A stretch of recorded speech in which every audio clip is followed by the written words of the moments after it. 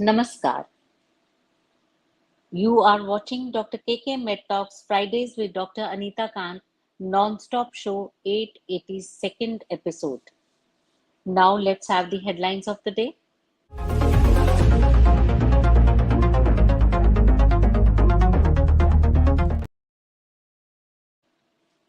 For women around the globe, the overall score for the Global Women's Health Index in 2021 was just 53 out of 100, indicating decline in women's health condition. Recent survey revealed that more than 50% of women go without preventive care, skipping their annual checkup, a vaccine, or a recommended test or treatment.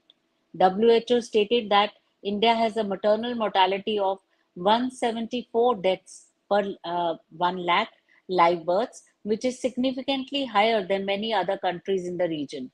According to the clinical survey, around 50 million women in India suffer from reproductive health problems.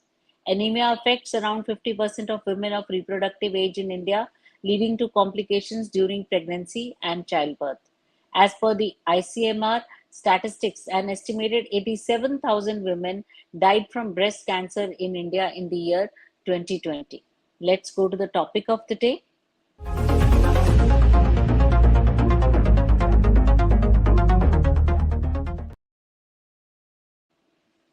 As the number of diseases keep on increasing, we find so many infectious diseases and also cancers increasing all over the world. Preventive health checkup is the mainstay of today.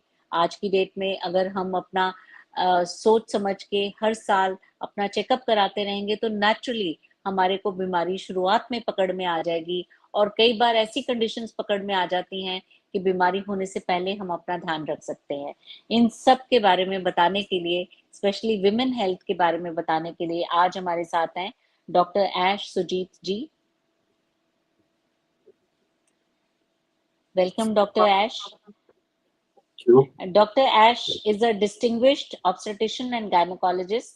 He has an extensive clinical experience of over 7 years, at presently working at PD Hinduja Hospital in Khar. He holds a post-graduate degree in obstetrics and gynecology from NBE New Delhi. As a passionate educator, Dr. Ash believes that awareness is the best approach towards prevention, thus molding his efforts towards effective patient education. With a resolute commitment to women's health and social issues, he encourages open dialogue, empowering women to address their concerns. His renowned podcast, Guy from Gynae, reverberates across social media, captivating audiences with its focus on women centric, sensitive topics and health matters. So, let's talk about today about preventive health for women. So, Dr. Saab, welcome to our show. Thank you, Dr. सो क्या की preventive health screenings हो सकती हैं women के लिए जो कि different stages of life में उनको प्रायोरिटाइज करा के करानी चाहिए? Before I begin, there's one thing which I always notice since I do a lot of talks for women health and social issues. When you see a woman, she has a journey which begins from childhood, adolescence, then reproductive health group, then perimenopause and menopause. And there's a lot of change that happens. For men, it's always a linear curve, a single line, and that is what happens. But for a woman, it's like a butterfly. It changes from a caterpillar to butterfly, and that is what happens for a woman. Different scenarios have different challenges that we need to tackle. The other part, which I always say, that whenever a woman is at some issue, she'll never come to a doctor. If there's someone in a family, if a mother or father, or if the husband or the children, they are suffering from some ill health, they'll again bring everyone. But when it comes to their health, they'll never come to a doctor for anything.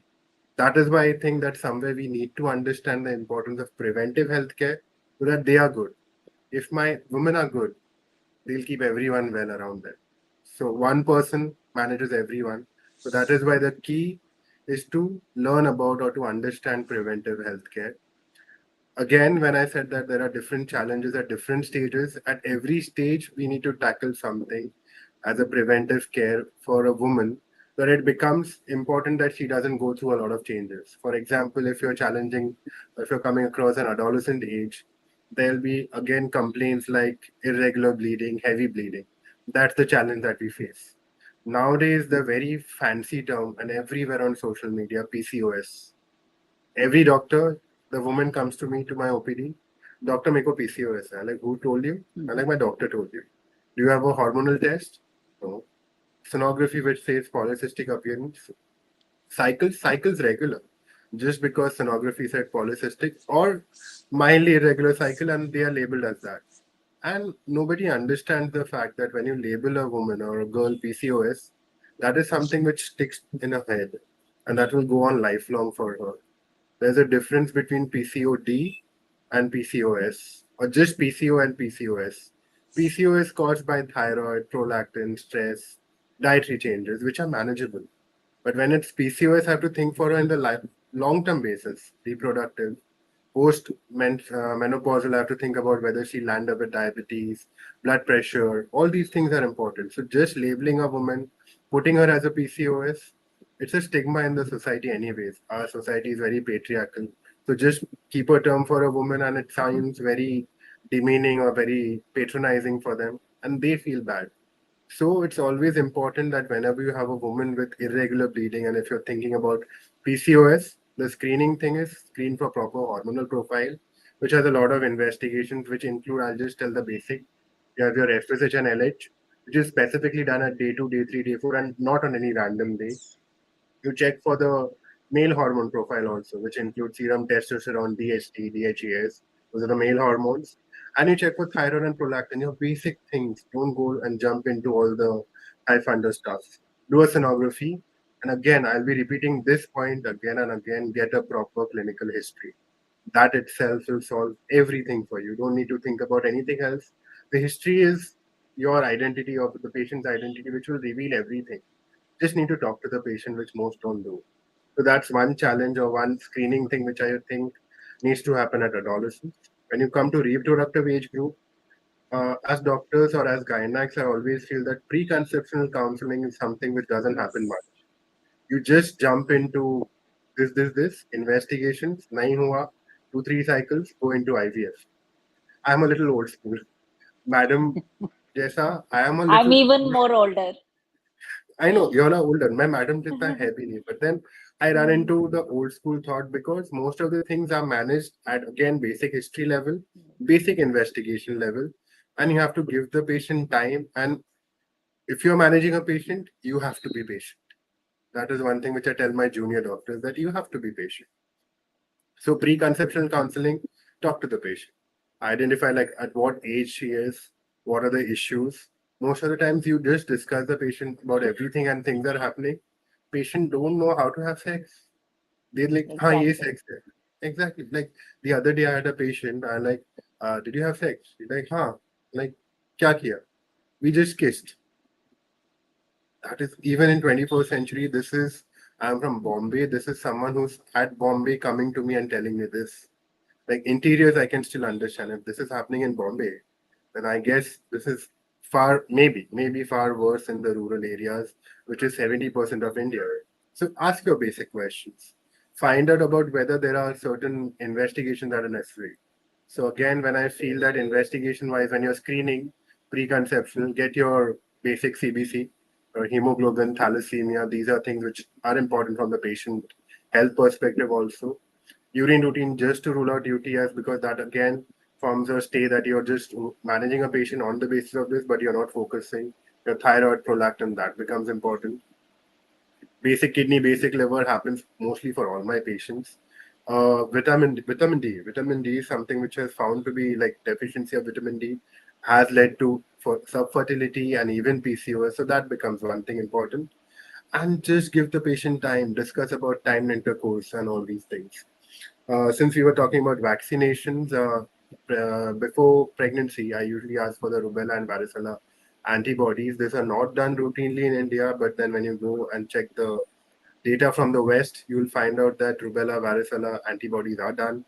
And even when we see the tests are valid, they are doing it there, where the risk is not more, but the risk is more in India, where you find out that rubella and varicella The pregnant woman gets infected with it, and that leads to congenital anomalies in the baby. They'll end up with cataract, deafness.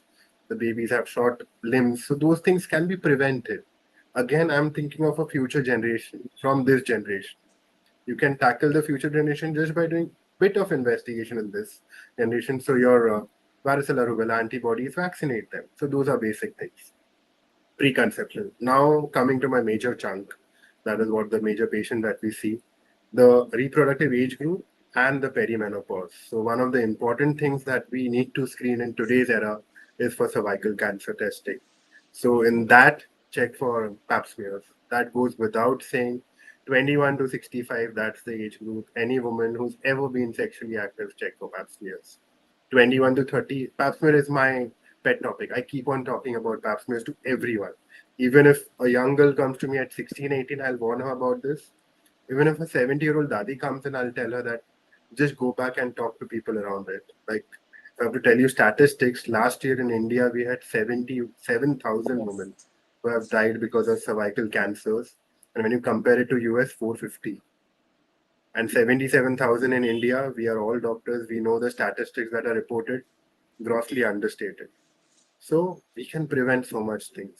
21 to 30, do a basic pap smear. To 30 onwards, if possible, do a co-test, which the HPV testing. If not, at least keep on doing the cervical pap smear screening.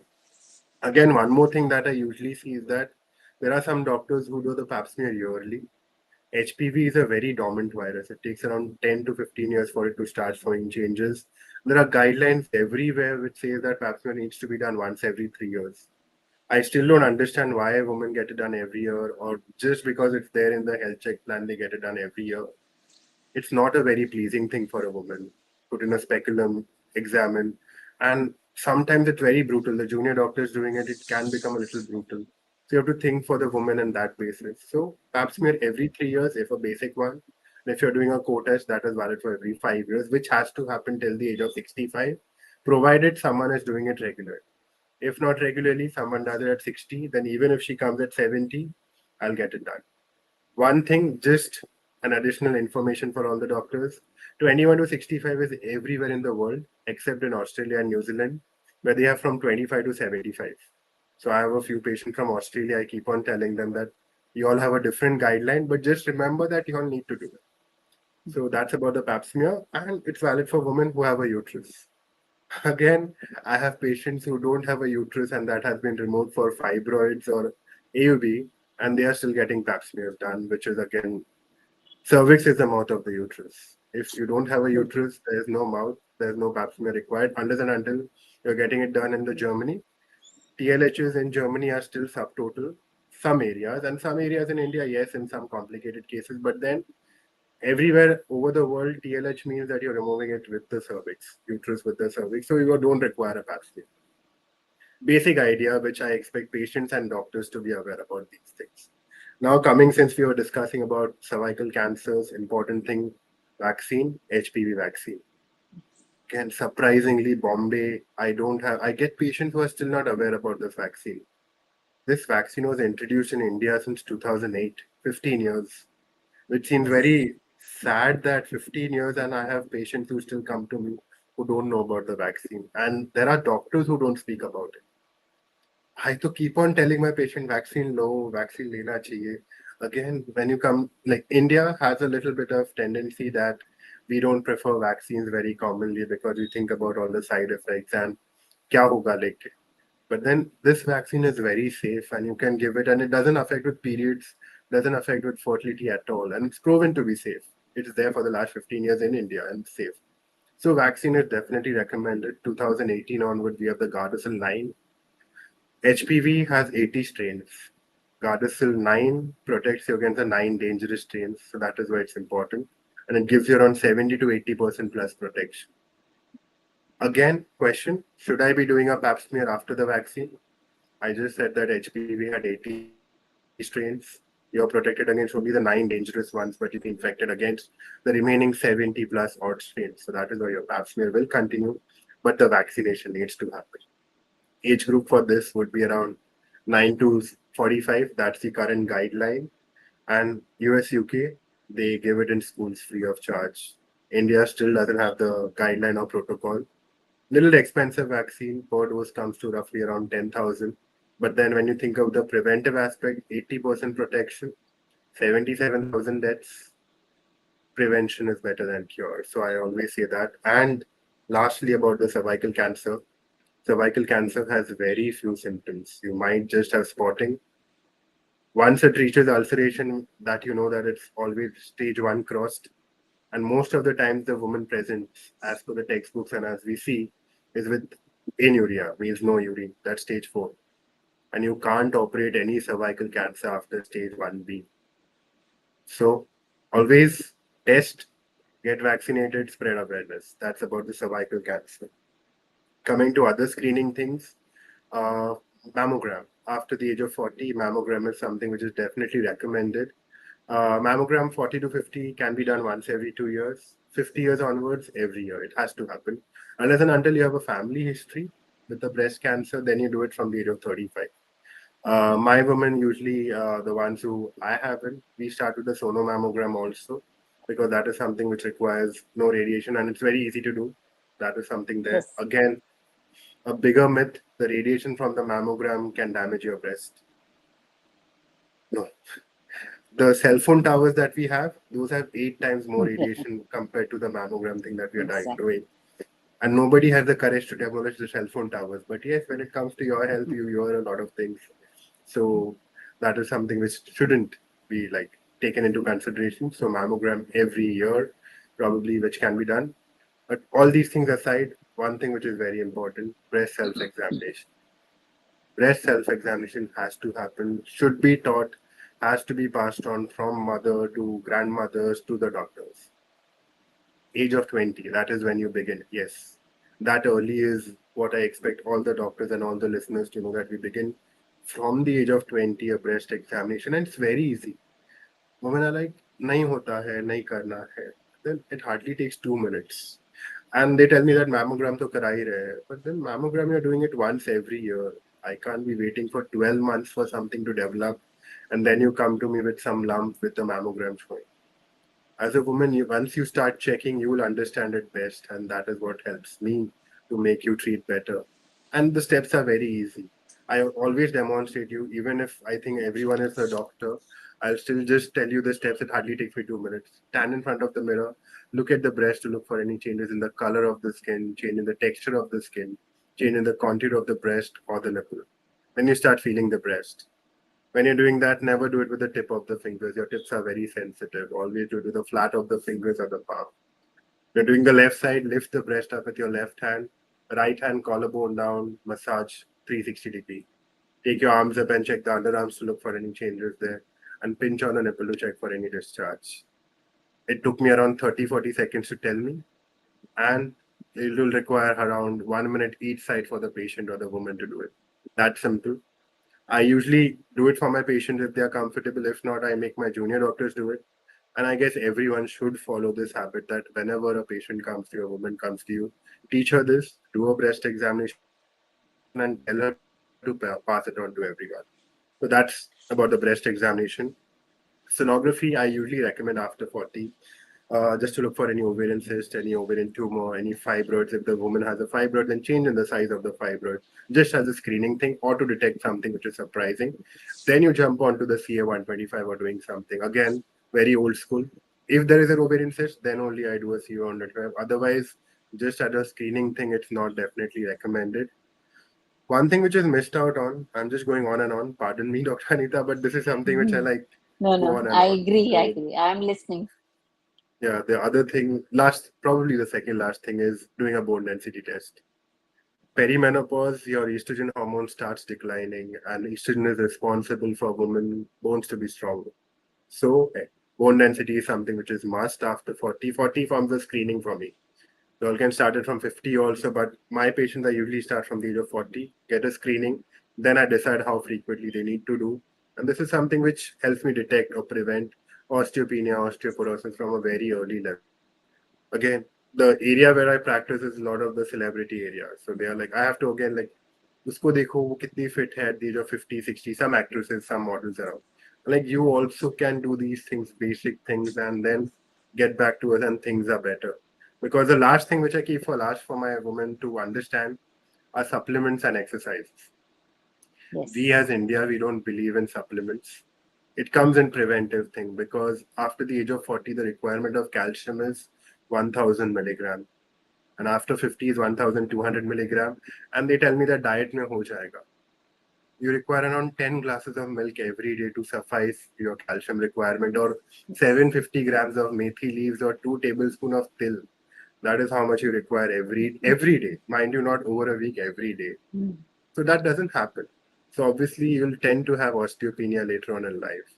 So a basic calcium, even 500 milligram is okay. Again, the second question comes in like, I'll have kidney stones if I take calcium. Yes. The kidney stones happen is because women at this age, after 40, 45, tend to not pee properly. They tend to hold urine for a long time, or they have some SUIs, or they have some UTIs, which add up to all these things. And then whenever you have a stone which has to be formed in your body, it will require the calcium. The poor calcium is blamed for everything and not the benefit that it's causing. So I explain them that. The thing that take it for 3 months, stop it for 1 month. I tell them that's up to you because the stoppage of 1 month, what happens is they forget. Then they come to me after 1 year or something and like, doctor, you had told me I forgot. So calcium and vitamin D is something which is 100% recommended for everyone. I add a multivitamin because perimenopause, menopause, there are certain issues that happen, which again, I'll just touch on it. Women tend to have hair fall issues, they have skin dryness, they have melasma or darkening of the skin under the eyes or cheeks, they have tingling of fingers, burning of feet, calf cramping, random breast pain. All these things have to be like are seen to be because of some micronutrient deficiency, some multivitamin deficiency. One multivitamin itself, which has everything rather than giving a lot of multivitamins like one zinc, one magnesium, one this, one that, one biotin. Find a multivitamin which works for you, which has everything. I use a 3, 4 which I have. I keep it like depending upon the age group you have a 40 plus, 50 plus, 70 plus. I use that so that it becomes easy. And these are majorly the supplements. And lastly, I'll just finish it within 2 minutes. What I have to say is exercise. That is something which is Yes. neglected. I take my time and tell them exercises because you can't have prevention without the exercise concept. So that needs to be discussed. After 40, all my women have exercises, which I give them a list. There are 3 kinds of exercise, something which is for your heart and your metabolism, something for your muscles and ligaments, and something for your bones. So something like a cardio, which includes walk, running, swimming, or cycling, something like a yoga, basic stretching. I tell them that don't follow the yoga gurus and start doing some jumping or exercises. Don't do any stunts. Do whatever is important, a little basic, but has to happen every day. And strength training. That is what most women miss out on because that is something the bones are only working or they are only strong only if you give them some resistance or some counter resistance. So you have to do weights, you have to do some the stretch bands exercises, and that is how your bones will be stronger. So cardio, basic yoga, stretching, and strength training are must for every woman after 40 has to happen. There's no excuse, no bahana.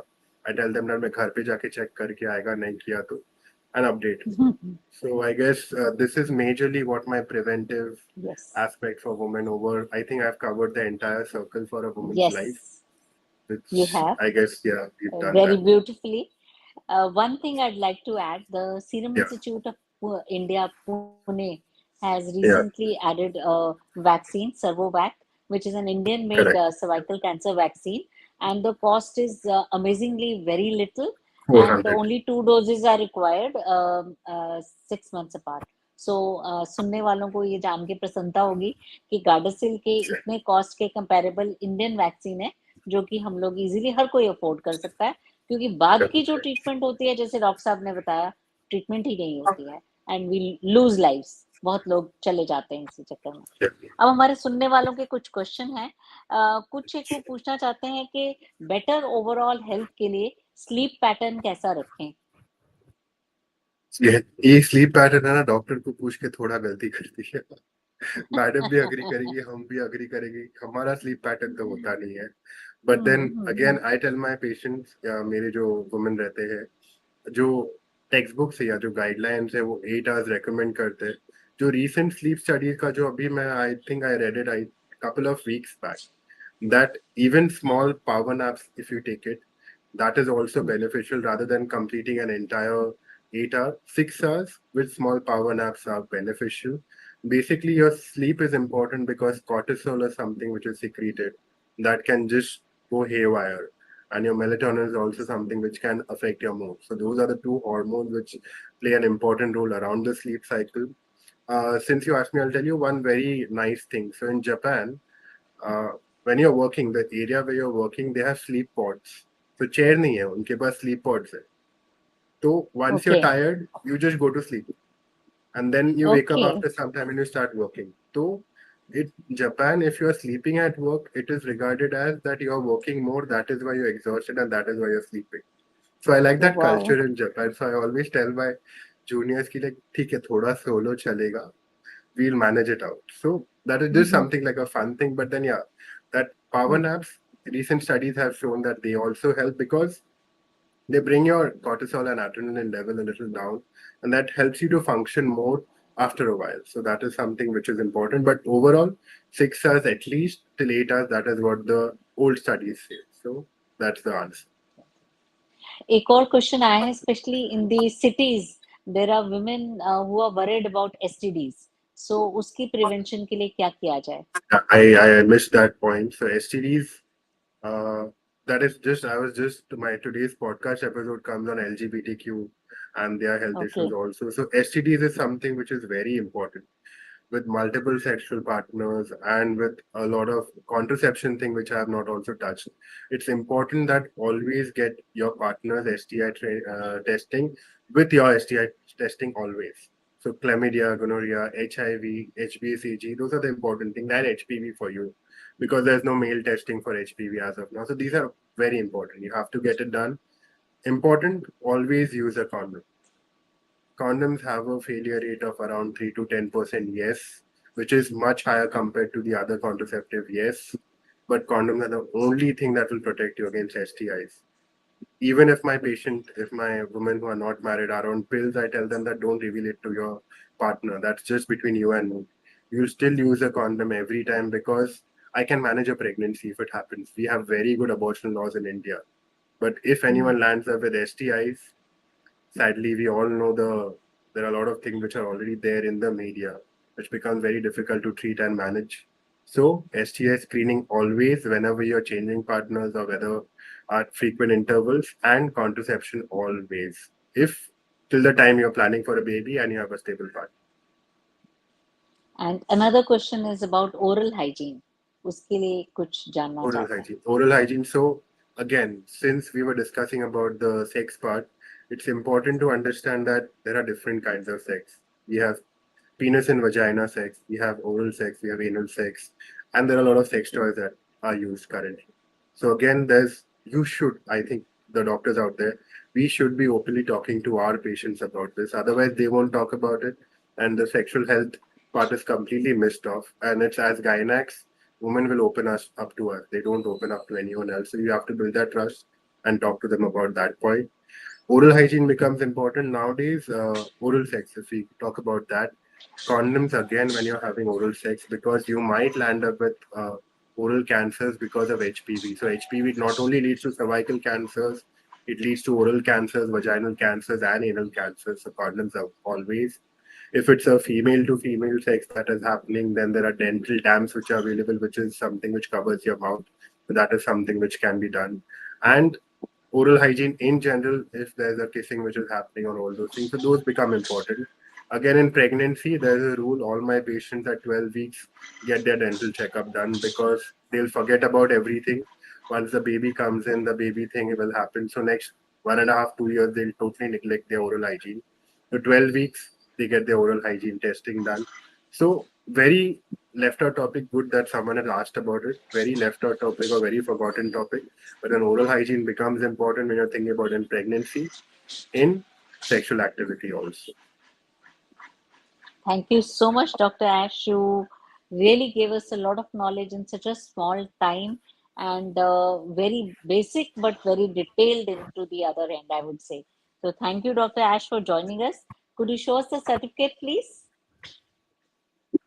A certificate. Oh, thank you so This much. is a small token for joining us today and हमें इतनी knowledge देने के लिए, and I'm really thankful to you. That will be all for today. Dr. KK Med Talks will return tomorrow at 7 p.m. with another edition of the show. Keep watching Dr. KK Med Talks. Namaste. Thank you, everyone. Bye bye.